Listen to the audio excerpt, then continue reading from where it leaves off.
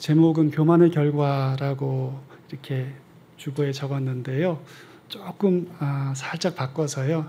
방향이 중요합니다. 이렇게 하면 조금 더 나을 것 같다는 생각이 들어요. 한번 같이 해보실까요? 방향이 중요합니다. 며칠 전에 이렇게 차 타고 가는데 일방인데 누가 거기서 이렇게 툭 나오더라고요. 그래서 꽤 위험했습니다. 그 사람 방향 잘못 잡은 거죠, 그죠? 그렇게 다 사고 나면 그 사람이 책임을 져야 되지 않습니까? 그래서 방향이 중요합니다. 방향이. 제가 테니스를 아침에 이렇게 간혹 치는데요. 오래 쳤습니다. 근데 처음에 테니스 배울 때 그 코치가 굉장히 유능한 분이었는데 이렇게 채를 잡으면 여기 이제 동그란 헤드가 있고 여기 손잡이가 있으면 요 손잡이 끝에 여기 동그란 나무 여기가 이렇게 앞으로 나가도록 쳐야지 이 뒤에 있는 동그란 이게 앞으로 나와서 치는 게 아니라는 거예요. 그래서 처음엔 그게 정말 이해가 안 갔습니다. 그래서 그게 무슨 말인가. 근데 이 코치가 굉장히 유능한 코치였습니다. 그래서 그분의 말대로 이렇게 휘두르면서 이게 이런 거구나. 그리고 텔레비전이나 이런 데 그 유명한 선수들이 하는 거 보면 그렇게 휘두르더라고요. 배우고 나니까 그게 보여요. 동그랑땡이 나와 치는 게 아니고 결국은 그렇게 되겠지만 이게 나무 끝 잡고 있는 요 대가 앞으로 이렇게 나오다가 그게 맞아야지 정확하게 세게 가는구나. 처음에 이렇게 할 때는 그 사람 가르쳐준 대로 하는데 볼이 막 이리 갔다 저리 갔다 어떨 땐 볼이 안 맞아요. 그분이 시킨 대로 하면. 근데 그분이 하는 말이 뭐냐면 안 맞지만 이 방향이 맞아요. 목사님 계속 이렇게 하세요. 이렇게 얘기를 하는 거예요. 그게 이제 100만 불짜리 강의인 거죠. 근데 이게 모르는 사람은 모르는 거예요. 그래서 방향이 중요하더라고요. 지금 조금 잘 안 되고 조금 이렇게 빗맞고 이게 뭐지? 이해가 안 가도 방향이 그게 맞다는 그게 굉장히 중요한 조언이더라고요. 그게 누군가 우리의 일생에 지금 좀 잘 안 되는 것 같지만 방향이 이게 맞아 말해준다면 그 100만 불짜리 조언인 거예요. 그래서 방향이 중요하다. 다시 한번 해보겠습니다. 방향이 중요합니다. 오늘 방향은 믿음의 방향, 또 하나님을 기쁘시게 하는 방향, 순종의 방향, 이 방향이 중요하다. 제가 이제 이 얘기 잠깐 하고 내려가려고 생각하고 올라왔습니다. 지금 좀 잘 안 되는 것 같고 눈에 볼 때 별거 아닌 것 같고 안 될 것 같고 하지만 이 방향이 믿음의 방향이고 하나님을 기쁘시게 하려고 하는 어떤 의도를 갖고 한 방향이고 이게 또 하나님 말씀에 좀 바보 같긴 하지만 좀 순종하려고 한 방향이면 된다. 이런 말을 제가 오늘 하려고 합니다. 오늘 읽은 본문은 굉장히 유명하죠. 바벨탑 얘기 아닙니까? 여러분 외국에 가서 조금만 살아보면 이 하나님이 바벨에서 부으신 언어의 이 혼란이 얼마나 고통스러운 것인가 알 수 있습니다. 이게 정말 극복하기가 어렵습니다. 정말 타고난 어떤 천혜의 환경에서 사는 사람 아니면 엄마가 미국 사람, 아빠가 독일 사람 이런 사람 아니면 다중 언어를 구사한다는 건 정말 어려워요. 할 수 있죠. 흉내는 인형처럼 내는데 네이티브의 그 언어의 그 쫄깃쫄깃한 느낌을 따라갈 수가 없어요. 없습니다. 불가능합니다. 엄마로부터 배우고 아빠로부터 배우지 않으면 참 어렵습니다. 이 바벨탑 사건에는 언어가 다 혼잡스럽게 된 그 얘기가 나오죠. 오늘 여러분 이 얘기를 한번 잠깐만 좀 자세히 볼게요. 1절에 보시면 온 땅의 언어가 하나요? 말이 하나였더라. 그리고 근데 그때 한 일군의 사람들, 꽤 큰 공동체였던 것 같아요. 한 부족은 넘어서 부족들이 여러 개 합쳐진 거의 한 나라와 같은 도시를 세울 수 있고 거대한 탑을 세울 수 있는 그런 그 자원이 있는 그런 인구의 정도가 되는 단위의 무리가 동편에서 와서 신할에 집을 이렇게 자리를 잡았다. 여기 신할은 바벨론을 말하는 것이에요. 왜냐하면 결국 여기가 바벨이 되니까 그리로 몰려왔다 그 말이죠. 3절 같이 한번 읽어보겠습니다. 시작. 서로 말하되 벽돌을 만들어 견고히 굽자 하고 이에 벽돌로 돌을 대신하며 역청으로 진흙을 대신하고. 이 사람들 와서 뭐 한다 그래요? 그 4절을 같이 또 한번 읽어보겠습니다. 4절 시작. 또 말하되 자 성읍과 탑을 건설하여 그 탑 꼭대기를 하늘에 닿게 하여 우리 이름을 내고 온 지면에 흩어짐을 면하자 하였더니. 여기 보면 4절에 뭐하고 뭐 짓는다 돼 있습니까? 성읍과 탑. 이렇게 되니까 좀 이렇게 시골스러운데요. 영어로 말하면 city and tower 이렇게 번역하죠.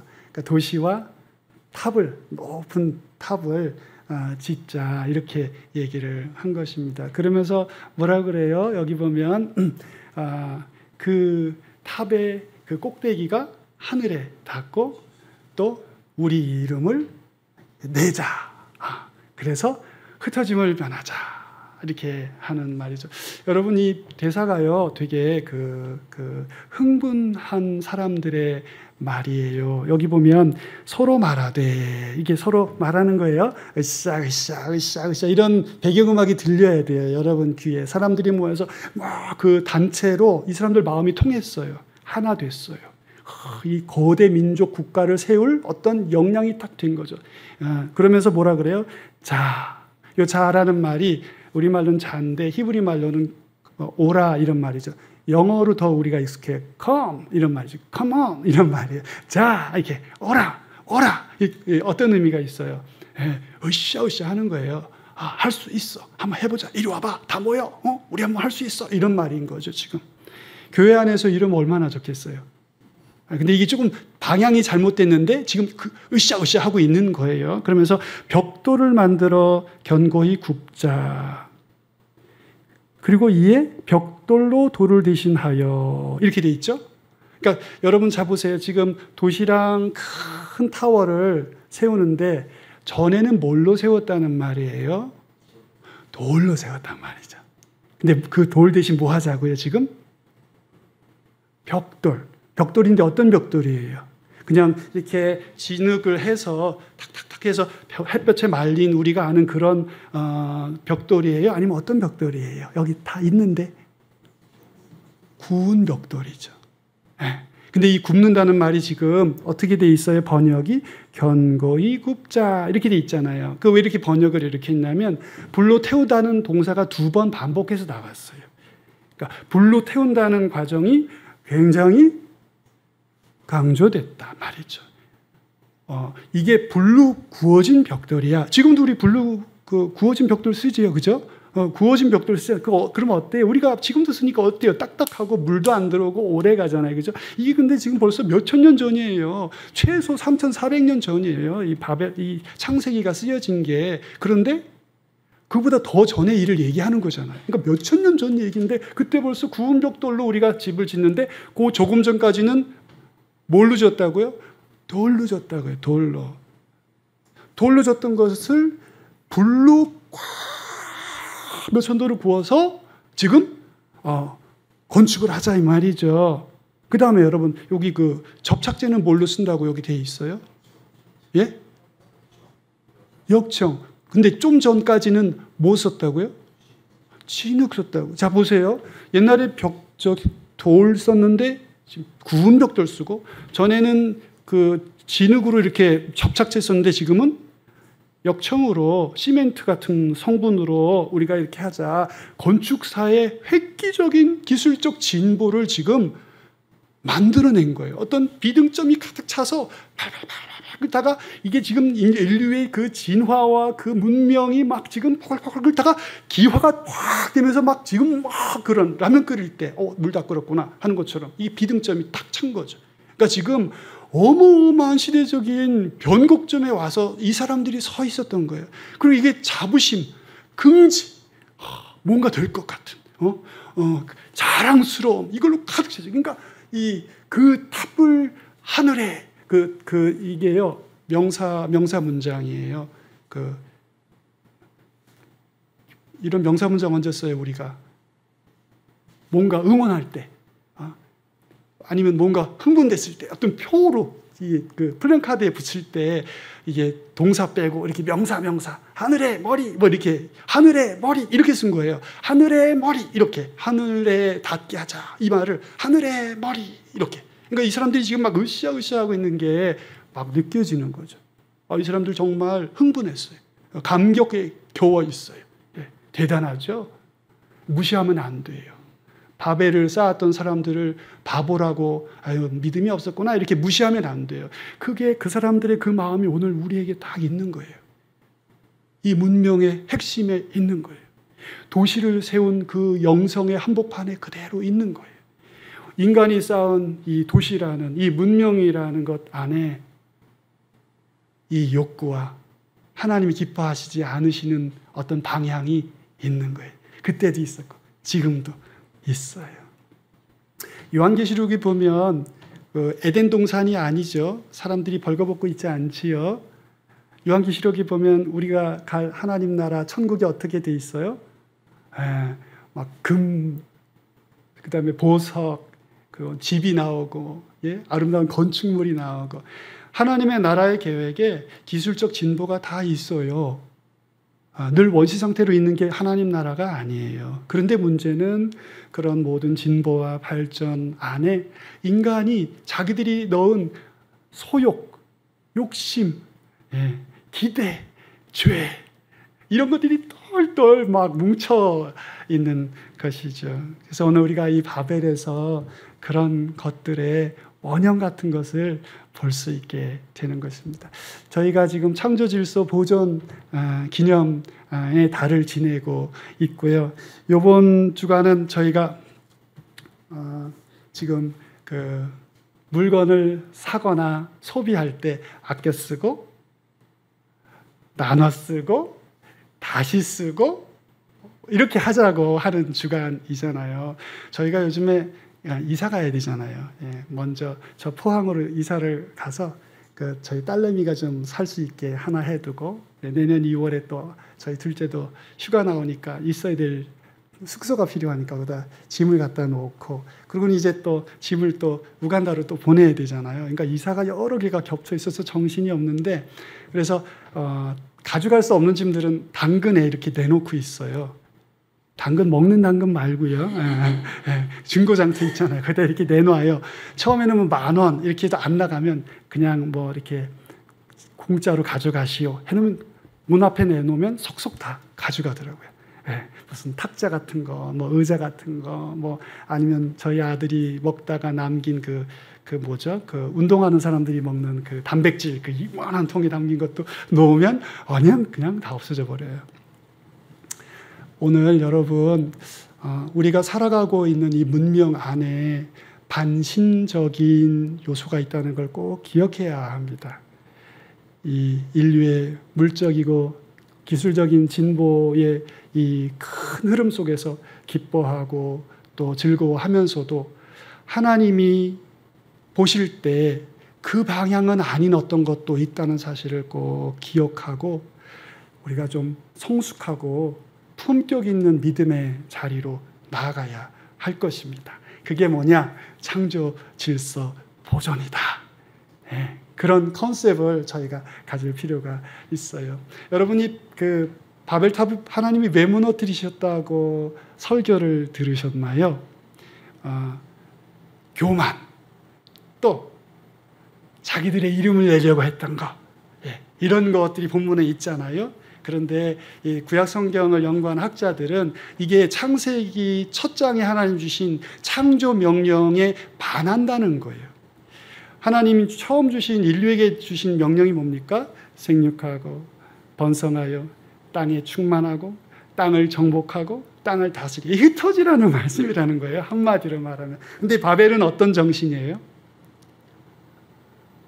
흩어지지 말자는 정신이에요. 그래서 이 구약 성경 신학자들은 반신적이다.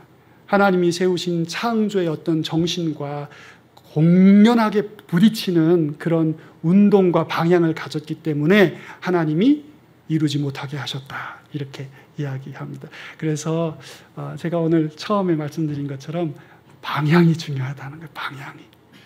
이 문명 안에 살면서 이 과학기술의 세계 안에서 그 모든 편리를 누리면서도 그 가운데서 하나님의 방향으로, 하나님이 원하시는 방향으로 살아갈 수 있는 안목과 또 신앙적인 성숙함을 가진 귀한 성도님들 보배교회 되시기를 주의 이름으로 축원합니다. 이렇게 얘기를 하고 정리를 하고요. 요 사건의 반편을 또 보여드려야지 될 것 같아요. 요게 반쪽이에요. 바벨탑 이야기는 딱 반쪽입니다. 요것만 읽으면 이게 무슨 말인지 잘 몰라요. 요거 반편이 있습니다. 예, 이게 뭐냐면 바로 아브라함을 부르신 그 사건입니다. 여러분 12장 1절을 한번 같이 읽어보겠습니다. 시작. 여호와께서 아브라함에게 이르시되 너는 너의 고향과 친척과 아버지 집을 떠나 내가 내게 보여줄 땅으로 가라. 여러분 벌써 매우 시사적이지요. 그죠?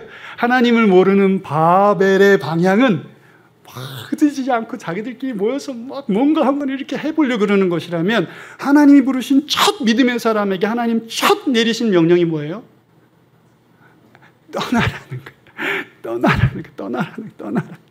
아버지 친척 이게 떠나라. 이 굉장히 시사적인 내용입니다. 이게 거의 충격적인 차이가 나는 거예요. 흙과 백이 다른 것처럼 이게 차이가 나는 것입니다. 여기서 벌써 이게 답이 나와요. 바벨 사건에 대한 하나님의 답이 나오는 것이에요. 여기서 답을 들어야 돼요. 답을 들어야 돼요. 이게 하나님이 원하시는 게 이거였구나 하고 답을 들어야 됩니다. 사실은 이 사건은 너무 깊고 심오해서 다뤄야 될 게 너무 많은데요. 오늘은 딱 여기서 한 가지만 다루고 가야 될 것 같습니다. 그게 뭐냐? 여러분 이 사람을 불렀잖아요. 그리고 지금 떠나라 그러시죠. 그러면서 무슨 약속을 주십니다. 약속. 2절에 보면 약속이 있습니다. 여러분 한번 보세요. 어떤 약속입니까? 큰 민족을 이루고 내 이름을 창대케 하겠다. 여기 큰 민족을 이루고 내 이름으로 되게 유명해지게 하겠다.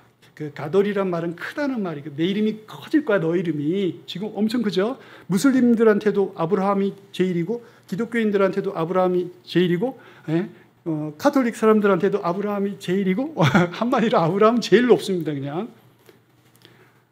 근데 그거가 되려면 뭐가 제일 가장 기본적인 첫 번째 조건부인가요? 모든 축복이 다 되려면 첫 번째 하나님 약속인데 첫 번째 약속이 여기서 뭐예요? 큰 민족 이루는 거죠? 큰 민족을 이루려면 제일 첫 번째 약속이 이루어져야 되는데 뭐가 이루어져야 돼? 그 첫 번째 그 발자국이? 뭔가 태어나야 되잖아요. 그죠? 여러분 이게 하나님의 약속이고 부르심인데 이게 약속이고 부르심인데요. 참 너무나 놀랍게도요. 아브라함과 사레는 어떤 사람들이었어요? 여러분 벌써 쫙 깨지세요. 이렇게 설교가 쫙 벌써 답이 다 나오세요. 여기 보면 이렇게 되어 있어요. 이 11장 30절 한번 읽어볼까요? 11장 30절 바로 앞에 있죠. 시작.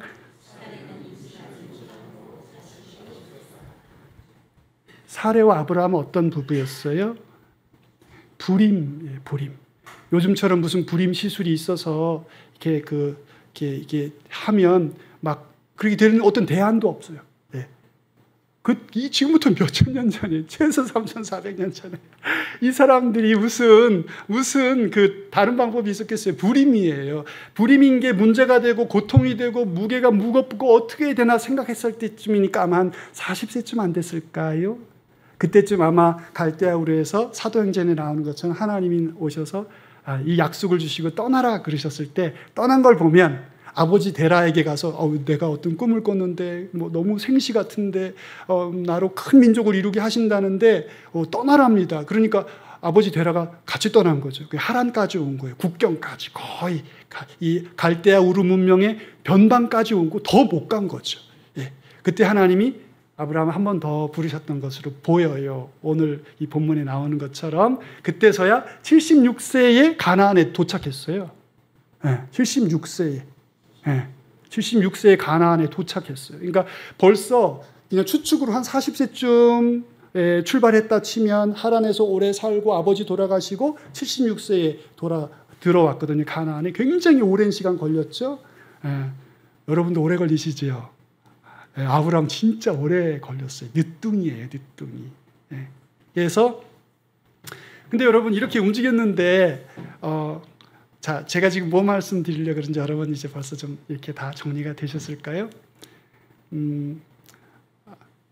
바벨론의 방향은 그 재료가 뭐였어요? 재료가 돌 대신 불에 홀홀 태운 벽돌, 그리고 진흙 대신 진흙 대신 역청. 그 시대 시멘트예요. 그 시대 시멘트. 여러분, 바벨의 방향은 최고의 것을 재료로 삼고 출발하는 거예요. 그런데 여러분 오늘 보세요. 하나님은 그걸 폐하시고요. 보란듯이 자기의 계획을, 비전을 주시고 어떤 재료를 갖고 준비하셨어요? 불임의 한 부부. 이게 그분의 벽돌과 접착제예요.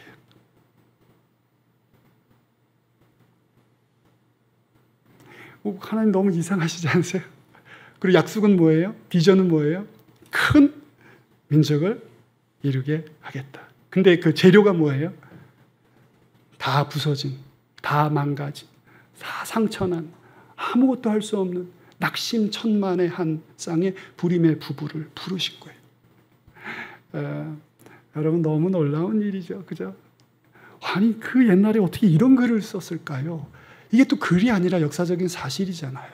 여러분 정말 이게 시사하는 바가 얼마나 큰가. 이게 바벨의 방향과 하나님의 방향이, 바벨의 방향과 아브라함의 방향이, 세상의 방향과 이 은혜의 방향이 그러면 얼마나 차이가 나는가 말이죠. 이게 하나님이 보란 듯이 온 우주 위에 이걸 높이 들고 계신 거예요. 보라. 이리하였으나 내 패할 것이고 내가 이리하여 이를 이름으로 누구도 자랑치 못하고 나의 이름에 영광을 돌리게 하리라. 여러분 이게 구원의 모든 십자가의 일이 이 안에 다 들어있습니다. 그래서 제가 오늘 방향이 중요하다 이 얘기 하려고 하는 것입니다. 여러분 이게 딱 볼 때 여러분 딱 볼 때요, 이게 이 도모가 서겠습니까? 그 시대 사람 누가 아브라함과 사레 옆에서 그들의 그 여정과 그들의 헌신을 바라보면서 박수치고 될 거라고 믿는다고 그래서 사람이 몇 명이나 됐겠습니까? 여러분 생각해 보십시오. 조롱하고 비웃고 그러지만 않았어도 정말 다행이었을 정말 초라한 몰골 아니었겠습니까? 소망이 없는 사람들이에요. 근데 꿈은 큰 민족이에요. 너무 시사적이죠. 너무 차이가 크죠, 여러분. 오늘 하나님이 이런 하나님이세요, 여러분. 하나님이 우리를 부르신 그분이, 예수 그리스도 안에서 우리를 살리신 그분이, 생명을 주신 그분이 이런 하나님이십니다. 우리를 이렇게 부르셨어요. 그래서 오늘 방향이 중요하다는 거죠. 어떤 방향? 하나님의 방향이에요. 하나님의 그 방향에 타야 되는 거예요. 근데 그들은 언제나 초라하고 무능하고 아무것도 못할 것 같아 보여요. 늘 그렇게 보입니다. 믿음의 일이 그렇게 보여요. 헬라인들은 지혜를 구하고 유대인들은 기적을 구하고 표적을 구하는데 복음의 전도자들에게 주신 하나님의 말씀은 십자가에서 죽은 메시아라는 말도 안 되는 교리인 거예요. 근데 여러분 어때요? 지금 이 늦은 시간에 세기를 2번을 지나고 대륙을 5개, 6개를 건너서 오늘 우리에게 이 밤에 우리가 하나님을 찬송하고 그리스도를 높이는 이런 모임을 우리가 갖고 있지 않습니까, 여러분? 이 얼마나 놀라운 기적인지 몰라. 이 넌센스를 믿고 있는 거예요. 우리가 말도 안 되는 그리스도의 죽으심을, 하나님의 그 말도 안 되는 사랑을 우리가 여기서 지금 믿고 있는 거예요. 평생을 헌신하고. 방향이 중요합니다.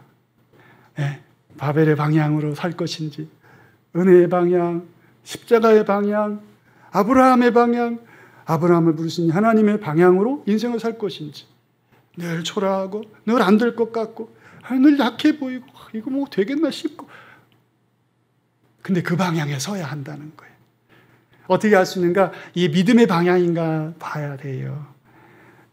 여러분, 내가 오늘 이렇게 요 말 이렇게 하는 게 믿음의 말인가 살펴봐야 합니다. 여러분, 얼마나 저희가 믿음의 말을 안 하고 믿음에 거스르는 말을 할 때가 얼마나 많습니까? 죽겠다 그러고 아유 진짜 아유 이렇게 말하고, 말 한마디도 우리가 이게 믿음의 방향인가? 내가 말을 할 때 아유 꿀밤 한 대 주고 싶지만 아유 하나님이 너를 사랑하신다, 이렇게 믿음으로 말을 하고. 여러분, 야곱이 그 이집트에 그냥 그대로 누워서 잤으면 얼마나 큰 그 묘지 하나 얻지 않았겠습니까, 여러분? 뭐 저기 무슨 피라미드, 황제의 피라미드, 파라오의 피라미드 같은 건 아니어도 꽤 큰 그 묘자리 하나, 그 장래 문화로는 세계 최고인 이집트, 거기서 자기 아들이 지금 불세출의 영웅인데, 민족을 구하고 그 모든 자원들을 다 바로에게 다 바쳐서 절대 왕권이 공고케 된 그런 영웅인데, 거기서 자기 더 편안히 장례식 하면 얼마나 좋았겠습니까? 근데 굳이 가나안에 막벨라 굴에 자기를 묻어야 된다는 거예요. 거기 누구 있는데? 자기 할아버지, 할머니, 자기 아버지, 어머니 있다는 거죠. 가나안에 딱 그거만 자기들 땅이에요. 정말 바늘로 톡 찍으면 바늘 자리 날 곳 그거밖에 없어, 땅이. 근데 거기 묻혀야 된다는 거예요, 자기가. 그리고 막 아들한테 맹세시키고, 막 아들 왔는데 여기 정강이 밑에 손 집어넣고 맹세하라 막 이렇게 하고. 왜 그랬어요? 믿음 때문에 그런 거죠. 하나님이 그 땅을 우리 자손들에게 다 주시기로 약속했다는 거예요, 여러분. 그때는 그 야곱의 그 유언이, 그 소원이 다른 사람들이 볼 때는 시세를 알고, 문화를 알고, 역사를 알고, 경제를 아는 사람들에게 얼마나 우스운 것이었겠습니까, 여러분? 평양 감사도 지 싫다면 못하는 거지. 꽃감을 줘도 안 먹네. 에휴, 미친 늙은이 같으니라고. 정신 나간 늙은이 아닌가? 여러분, 안 그랬겠습니까? 생각을 해보세요, 여러분. 자기 아들이 불세출의 이집트의 영웅이에요. 근데 다 거절하고 거기 가서 눕지요. 여러분, 제가 어제도 이집트 선교사, 수요일날 이집트 선교사 만나러 저기 남쪽에 내려갔다 왔습니다. 이집트 되게 못 살아요. 그죠? 아시죠? 다 못 살죠. 이스라엘은요. 이거 어떻게 이집트하고 이스라엘을 지금 됩니까? 지금 전쟁이 막 났지만 이스라엘하고 이집트하고 어떻게 나라를 국격을 됩니까, 여러분? 그죠? 야곱이 맞은 거예요. 그때는 되게 바보 같고 초라해 보였지만 그게 그 방향이 맞았던 거죠. 믿음으로 한 방향이 맞습니다. 두 번째, 믿음의 방향이어야 되고, 두 번째, 하나님을 기쁘시게 하는 것인가, 그 방향인가 생각해야 합니다. 이렇게 하면 하나님 기뻐하실까, 슬퍼하실까 생각해야 합니다. 저희 아내가 제가 막 네덜란드에서 막 공부할 때 그 유학생들 부흥 집회가 있습니다. 코스타라고. 거길 가고 싶다는 거예요. 우리는 생활비도 다 없는데 거기 가려면 차 타고 7시간 가야 되지. 기름값 들죠. 여관비 들죠. 애들 넷인데 그 다 싣고 가서 하면 우리 한 달 생활비 다 날라간다. 안 된다. 저는 안 된다. 저희 집 사람은 설교 말씀 듣는 거, 하나님 말씀 듣는 걸 되게 좋아해요. 수련회 가는 거 되게 좋아합니다. 좀 이상한 여자입니다. 그래서 제가 거절을 했는데 집사람이 너무 간절하게 원하니까 내 설교로 불만족하다는 건가? 막 이제 이렇게 내 설교로 안 돼? 뭐 이렇게 안 된다는 거죠. 그래서 그럼 내가 기도해 볼게. 그리고서는 그게 월요일이 시작인데요. 금요일부터 제가 기도를 했습니다. 금요일 기도하고 토요일 기도하고 주일 기도하고 월요일도 기도가 안 끝났어요. 근데 월요일이 됐는데 출발을 못 했죠. 근데 기도하다가 다락방에서 기도하다가 하루 종일 기도한 거 아니에요, 여러분. 그냥 시간 되는 대로 기도를 했는데 기도하다가 하나님이 저한테 꼭 말씀하시는 것 같아요. 야, 너 와이프가 뭐 다른 거 원하냐? 부흥회 좀 가자는데 안 갈 거냐? 거기까지는 제가 설득이 안 됐어요. 근데 그 다음에 꼭 하나님 하시는 말씀 같았어요. 갔다 오면 너한테 또 얼마나 잘해주겠냐, 은혜 받아서. 제가 그냥 박수를 딱 치고 할렐루야 하면 맞습니다. 그래서 제가 바로 말하고 출발을 했습니다. 뭐 저희 경제 상황 나아진 게 하나도 없지요. 조그만 차, 티코만한데 6명이 탄 거예요. 그리고 갔습니다. 화란에서 출발하면 독일의 아우토반을 막 달려가야 합니다. 그 조그만 차 타고 막 저기 프랑크푸르트 지나서 막 갑니다. 막 가가지고 도착을 했는데 좀 늦게 왔다고 그 좋은 집이 남았는데 너희 식구가 많기 때문에 그 집을 주겠다 그러면서 늦게 왔기 때문에 그냥 절반값만 받겠다는 거예요. 등록비를. 그래서 할렐루야. 그리고 또 들어가서 짐 부려놓고 애들이랑 막 이렇게 구경하고 막 이렇게 다녔는데 서울에서 우리 남서울교회에서 같이 사역했던 부목사로 있었던 목사님이 거기 그 소그룹 강사로 오신 거예요. 사모님이랑. 그래서 만나가지고 반갑다고 막 그랬더니 그분이 저 공부한다고 장학금이라고 100유로 주시고 그래서 돈 문제 다 해결이 됐어요. 100유로가 한 15만 원, 18만 원 했어요. 그때 다 해결되고 그리고 끝나고 가는데 차가 없대요. 그래서 자기 차 태워달라는 거예요. 그래서 차 태우고 그 숙소 모셔다 드렸더니 또 맛있는 것도 사주시고 그래서 그냥 은혜도 많이 받고 돈 문제도 다 해결되고 그냥 일석삼조였던 거죠. 그래서 제가 돌아와서는 정말 기도하니까 하나님이 주신 응답이 딱 맞았어요. 네. 가서 아내 은혜 받고 얼굴 막 펴져서 또 저한테 맛있는 것도 해주고 또 그래서 제가 또 기도하기 잘했다. 하나님 뭘 기뻐하시는가 생각해 보길 잘했다. 여러분 그 방향이 중요합니다. 믿음의 방향 초라해 보이고 안 될 것 같지만 하나님이 기쁘시게 하는 방향도 초라하고 안 될 것 같지만 해보는 거죠. 마지막으로 순종의 방향입니다. 순종의 방향. 내가 이거 지금 순종하는 것인가? 이거 순종의 방향이 맞는가? 여러분 예수님이 십자가에 달리시기 전에 몇 번이나 십자가를 지는 것과 같은 어떤 결정을 하신 적이 있습니다. 그게 바로 요단강 수세 사건이에요. 예수님이 그 나사렛에서 요단강 수세 세례 받으신 데까지요 걸어 오셨을 겁니다. 그 얼마나 더운 나라입니까, 여러분? 이틀은 꼬박 걸으셔야 돼요. 근데 여러분 예수님 거기 세례 받으러 가실 이유가 있나요? 세례 왜 받는 거예요? 요한의 세례 왜 했습니까? 정결케 해서 하나님 나라 준비하는 거예요. 죄 씻는 세례입니다. 예수님 죄 씻을 죄가 있으셨나요? 그런 분 아니잖아요. 여러분 거기서 예수님이 성부 하나님의 말씀에 순종해서 죄인의 자리에 서신 거예요. 십자가를 미리 선택하신 것입니다. 그랬더니 어땠다고요? 하늘이 열렸다. 그 찢어졌다는 말이거든요. 하늘이 찢어졌다. 1000년이나 10,000년이나 닫혔던 하늘이 터진 거예요. 터졌다. 그러면 뭐라고 어떤 메시지가 왔다고요? 너는 내 사랑하는 아들이라. 내가 너를 기뻐한다. 여러분 이 메시지를 가지고 힘을 얻어서 예수님이 또 십자가 앞까지 가시잖아요. 사람들이 막 너 무슨 권세로 거느냐 그럴 때 예수님이 세례 요한의 세례가 하늘로부터냐 사람으로부터냐 묻잖아요. 그 뭡니까? 그때 받은 그 말씀이 나의 지금 이 성전을 허는 권세다. 하나님의 아들의 권세다. 이렇게 얘기하시는 거죠. 제가 너무 멀리까지 갔나요? 잘 모르시나요? 오늘 방향이 중요합니다. 방향. 믿음의 방향인가? 하나님을 기쁘시게 하는 방향인가? 순종의 방향인가? 이게 현재 목화 되게 초라해 보입니다. 그리고 불능으로 보여요. 언제나 그렇습니다. 언제나 그렇습니다. 그러나 그럴 때 이리 가면 좁은 길로 들어오라 하시는 주님을 만나리라. 이 방향이 맞다.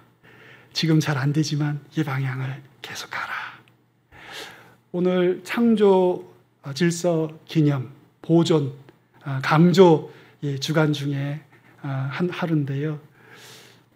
주님이 주신 이 위대한 창조 질서의 보존의 그 꿈과 함께 하나님의 이 아브라함의 방향, 바벨의 방향이 아닌 아브라함의 방향, 이런 품격 있고 고상한 주님의 도리를 여러분의 삶 속에서도 살아가실 수 있는 복된 성도들 되시기를 주의 이름으로 축원합니다.